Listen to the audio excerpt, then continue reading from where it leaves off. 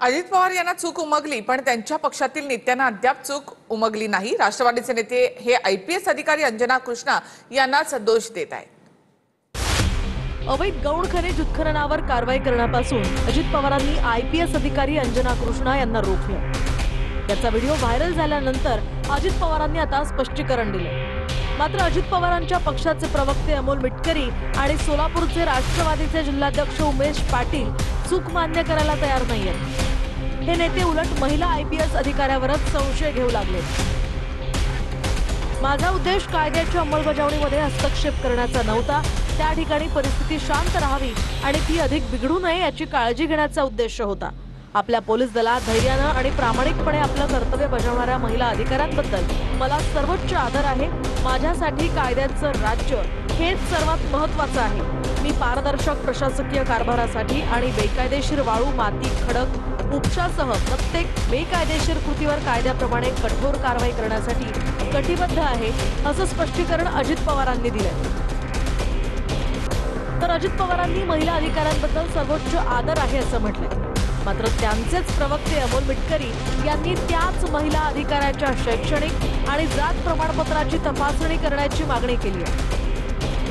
मिटकरींनी याबद्दल केंद्रीय लोकसेवा आयोगालाही पत्र लिहिलंय। अजित पवारांच्या पक्षाचे सोलापूरचे जिल्हाध्यक्ष उमेश पाटील यांनीही अधिकाऱ्यांनीच अरेरावी केल्याचं म्हटलंय। त्या आयपीएस अधिकारी आहेत, महाराष्ट्र केडरमध्ये आज त्या ड्युटीवर काम करतायत आणि महाराष्ट्राच्या मुख्यमंत्री, उपमुख्यमंत्री यांना ओळखत नाहीत, अशा पद्धतीचं एक प्रकारचं हास्यास्पद पद्धतीचं त्यांनी किंवा एक प्रकारचं इन्सल्टिंग पद्धतीचं त्यांचं ते स्टेटमेंट आहे। कुठलाही मंत्री म्हणजे शासन असतं, त्यांनी एक आदेश दिला तर त्या ठिकाणी त्या आदेशाच्या बाबतीमध्ये आर्ग्युमेंट करून उलट प्रश्न विचारणं हे त्या ठिकाणी शिस्तीला धरून नाही। कुठेही त्या संबंधित अधिकाऱ्याच्या नियमानुसार त्या कारवाई करत असतील तर त्याला त्यात हस्तक्षेप करण्याचा हेतू अजिबात नाही। अजित पवारांच्या राष्ट्रवादीच्या महिला नेत्या रुपाली ठोंबरे पाटील यांनी सुद्धा महिला आयपीएस अधिकाऱ्यावर आरोप केलेत। आयपीएस अंजना कृष्णा सिंघम स्टाईलने तिथे गेल्या असं ठोंबरे म्हणाल्या। ज्या आमच्या आयपीएस डीवायएसपी मॅडम आहेत अंजना कृष्णा, लोकल सोर्स कडनं माहिती मिळाली की इथे कुठेतरी बेकायदेशीर उत्खनन वाळूचं चाललेलं आहे।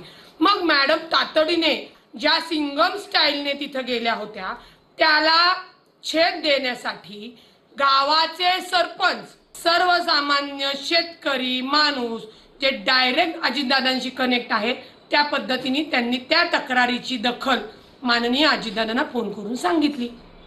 आता या मॅडम आयपीएस आहेत, त्यांना या आयपीएस हून पास होऊन आलेल्या यांना राज्याचे मुख्यमंत्री, उपमुख्यमंत्री कोणी माहिती नाहीये, ही शोकांतिका आहे। जे सरकारी प्रशिक्षणार्थी नवीन अधिकारी आहेत हे लक्षात घ्या, कामकाज शिकून घ्या।